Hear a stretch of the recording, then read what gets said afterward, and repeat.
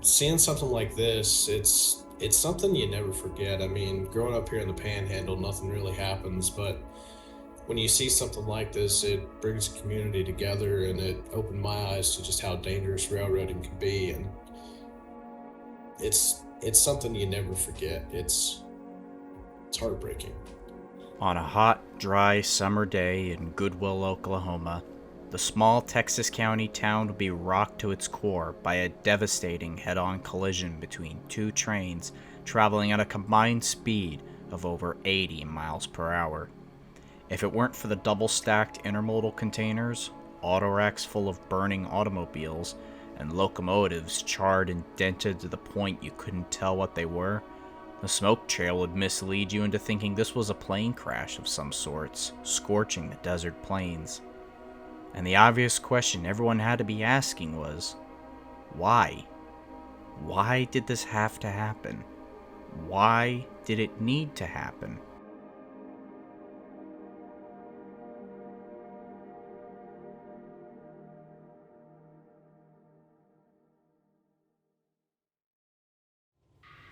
June 24th, 2012.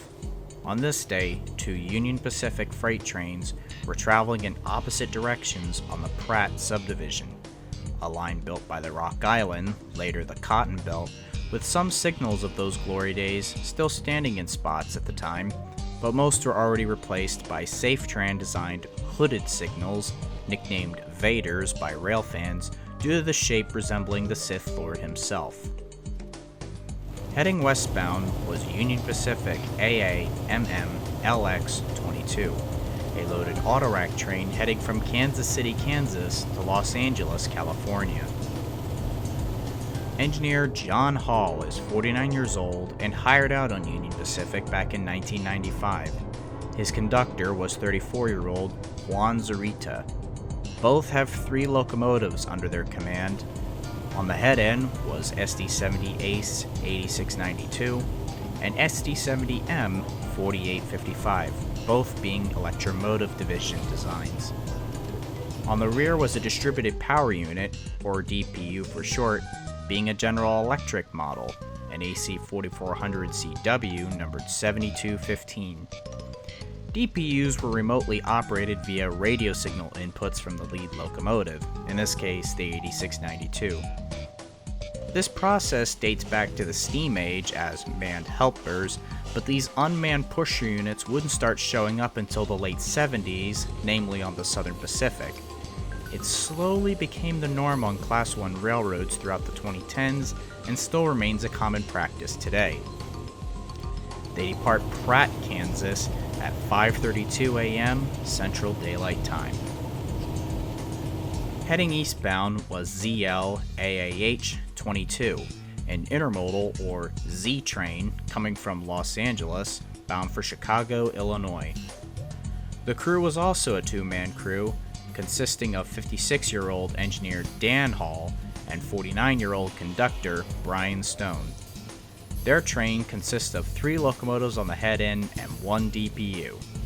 On the head end was SD-70 Ace 8542, AC 45 CCTE 5482, and ES44 AC 7914.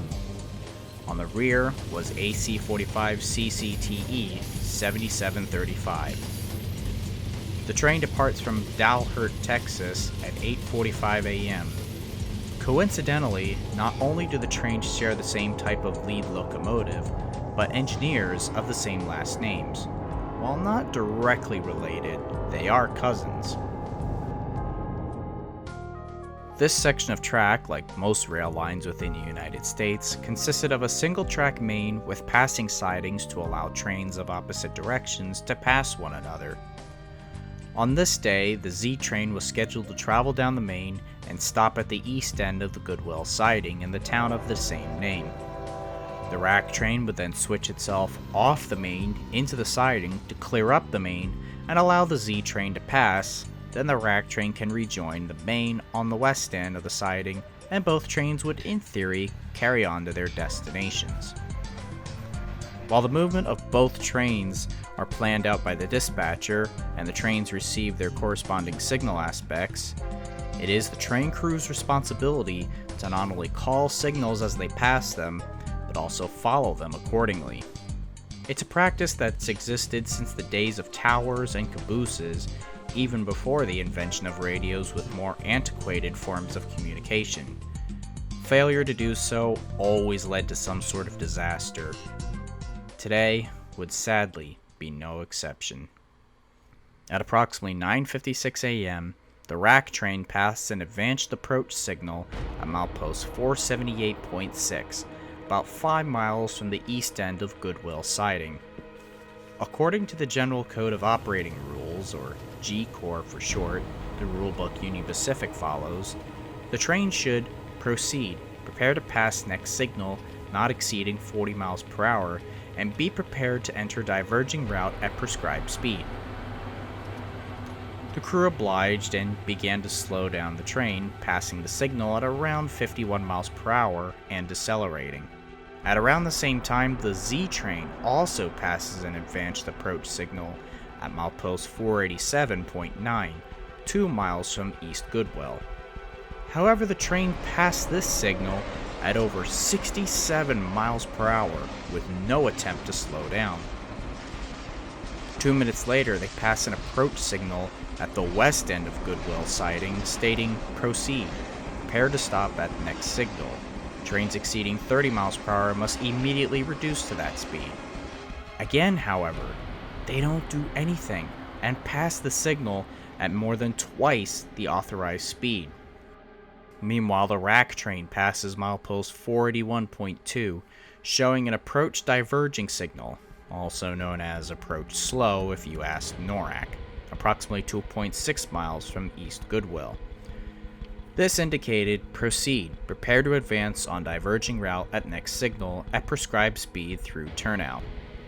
The train crew obliged, slowing down from 41 miles per hour, completely oblivious of the Z train's inactivity. At 10 a.m., all hope of preventing disaster fades as the Z train runs the stop signal at the east end of Goodwell siding, forcing its way through the switch set against it and back onto the main line, straight into the path of the autorack train. The dispatcher notices what was going on from watching the train movements on his computer screen and desperately calls to the train crews to ask what was going on. The rack train's crew suddenly sees what's about to happen and hit the emergency brakes. Seconds later, the Z train follows suit, but it was already too late.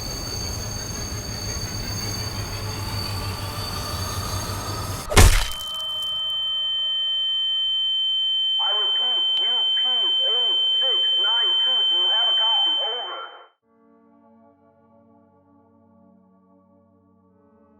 The train smashed head-on 2 minutes after 10 at a combined speed of 79 miles per hour.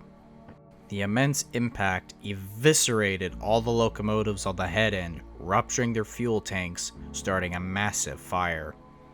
Several cars from both trains pile into the wreckage, with the autoracks even fueling the fire with the automobiles inside.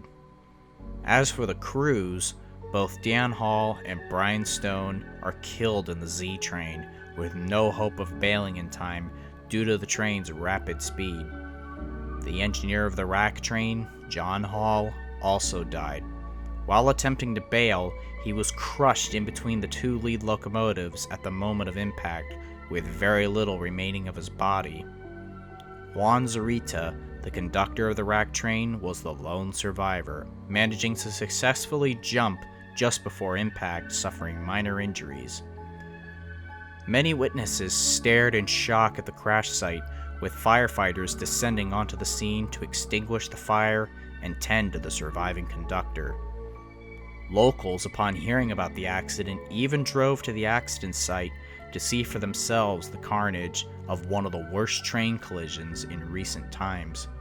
One of them being the Oklahoma Hot Rail, a local rail fan who was living in the area at the time and was only 10 years old when it happened. When we first arrived at the site, about a mile east of Goodwell, all you saw was carnage. It was a tangled mess of locomotives and rail cars. The ground was burnt, and it looked like hell on earth almost. I mean, it looked as if a bomb had gone off. And me being 10 at the time, I thought this is the worst thing I've ever seen. And for a lot of people, it really was, because it's not every day that you see two trains collide head on like that. I mean, it was tragic. The fire burned for 2 whole days until it was finally extinguished. Damages were estimated at over $14.8 million. Investigators from the National Transportation Safety Board descend onto the scene to piece together the day's events and figure out the cause of the accident. Clearly, either one train failed to adhere to the signals, or perhaps there was some malfunction. Unfortunately, upon searching the remains of the locomotives, the investigators are disappointed to find that the black boxes in the lead locomotives, as well as the onboard cameras, were destroyed in the post-crash impact and fire, even though they were built up to standards meant to survive such a thing. While the trailing locomotives did have surviving black boxes, their parameters and data were very limited compared to those of the lead locomotives, which were more advanced. Also, inward and outward facing cameras, although starting to make appearances starting in 2005, there were no regulations requiring them, so not every locomotive had them, let alone those that did weren't always crash-worthy, as evident in this collision in 2006 on BNSF in Kismet, California. One tool that could have helped was a cab voice recorder, similar to those found in the cockpit of aircraft. These were recommended as far back as the 1990s, after the mysterious Silver Springs collision between a MARC commuter train and Amtrak Capital Limited that claimed 11 lives. These recommendations were more or less either rejected by the FRA or acknowledged with no actions being taken, with the most common arguments being privacy concerns, mostly irrelevant conversations being caught that would only waste investigators' time, and selective enforcement by using the recorders as a way to rat crews out for certain things, whether they made a serious rule violation or not. In other words, the trainmaster snooping in to check the recorders every once in a while. It's a rather slippery slope and a long issue to break down. As a result, most data, such as the speeds pre-impact, had to be estimated, and other parameters were more or less absent. It's an unfortunate setback, but with what data the investigators had available, as well as the post-crash interview with the surviving conductor, the rack train, and witnesses, one thing became evidently clear. The Z train had failed to follow the signals.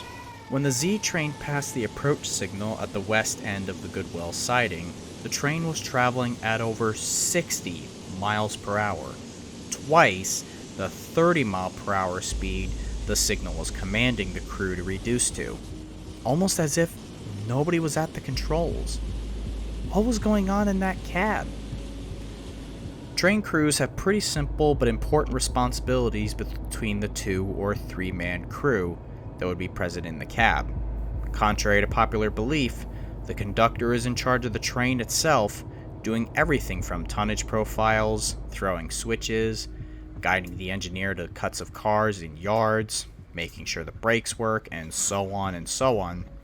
But most importantly, when out on the open rails, he must remind the engineer of any upcoming restrictions, such as in this case, restrictive signals telling them to slow down or whatever.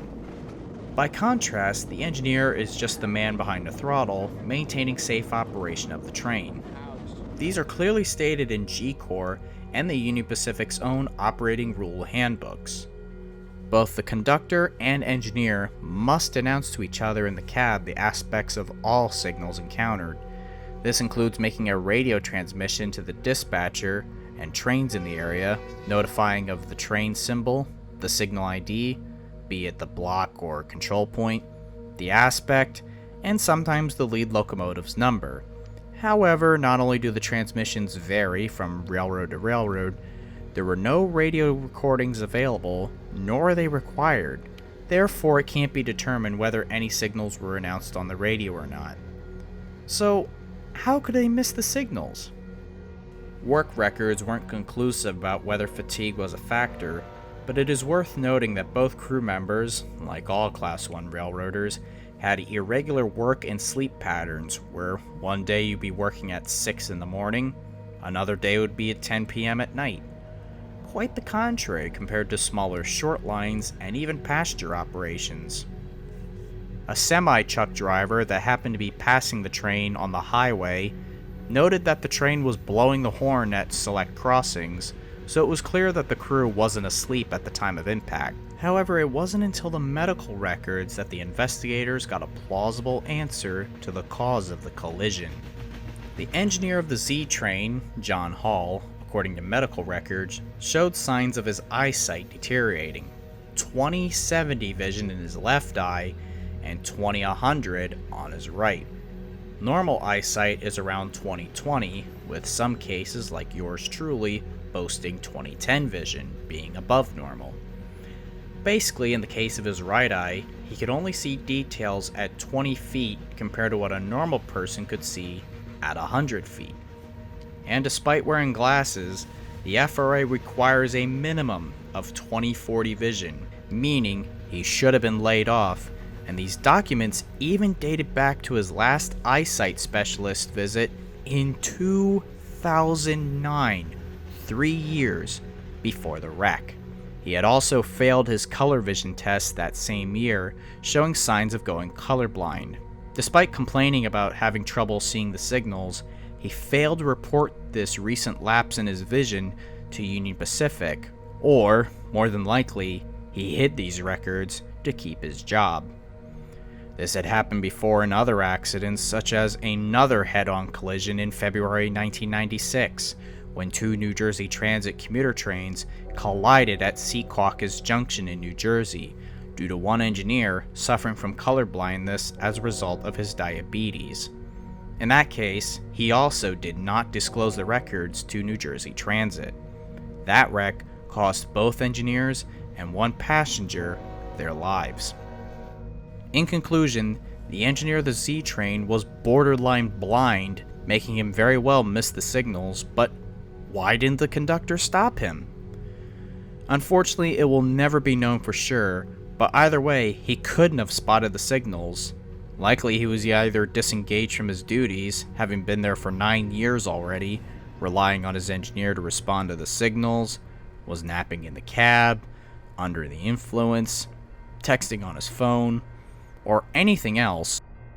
But due to the lack of sufficient data and evidence, even lacking the autopsy, toxicology, and even cell phone records, since most of the conductor's personal belongings didn't survive the collision. So, we'll never fully know. The NTSB labeled the probable cause as the Z train's crew failure to follow the signal aspects due to the engineer's deteriorating vision, and for whatever reason the conductor's inability to intervene to prevent the disaster. The NTSB also lists that another cause was the lack of positive train control, or PTC for short. This safety system, introduced in 2008 after a head-on collision in Chatsworth near Los Angeles, California, between a Metrolink commuter train and Union Pacific freight train that killed 26, uses wireless communication methods like data towers and satellites to track a train's location via GPS and stop a train regardless if the crew is incapacitated or not before it either runs a signal, goes too fast toward a speed restriction, a switch thrown against it, etc. Despite its introduction in 2008, implementation was very slow due to bureaucracy, costs, and the electronic complexity of the system. The slow implementation led to several more accidents over the years, including this one over the span of 10 years since 2008 that cost hundreds of lives, with the worst example being in Frankfurt Junction in Philadelphia in 2015 when an Amtrak train went too fast over a restrictive curve, killing 8.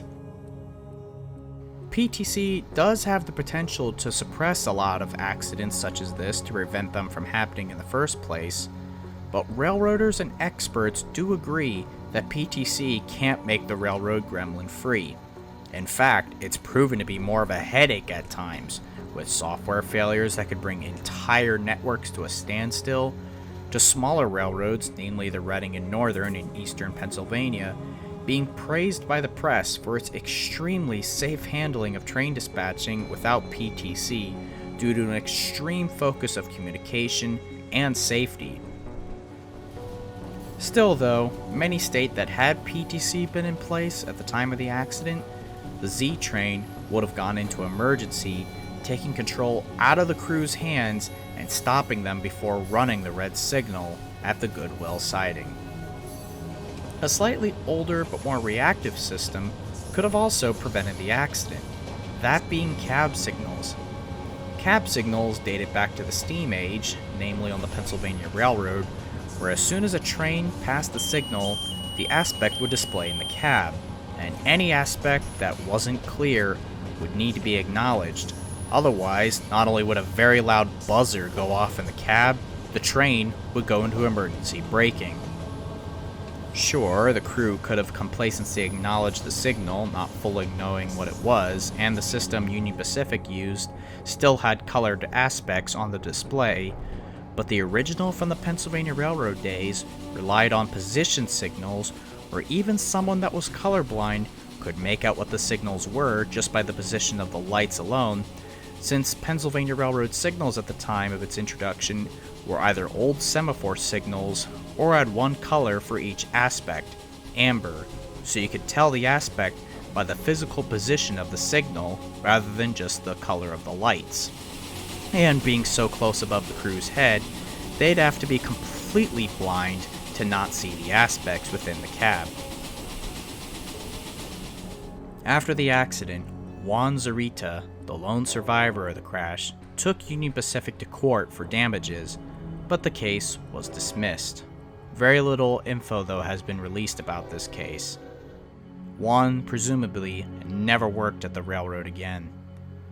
All the locomotives on the head end and most of the 32 cars derailed from both trains were scrapped, leaving the rear units acting as DPUs to be the only locomotives to return to service without any damage, both of which are still in service as of 2025.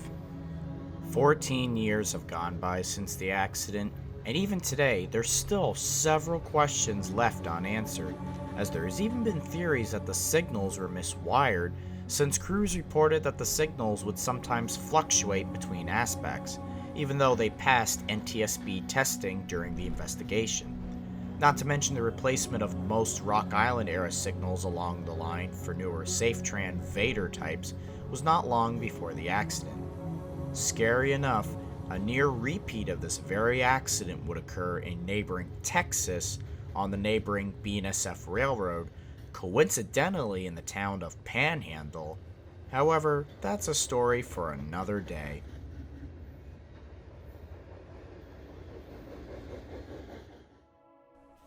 A very special thanks goes to the Oklahoma Hot Rail, or just the Hot Rail for short. He was a massive contributor to this video in terms of information, research, etc.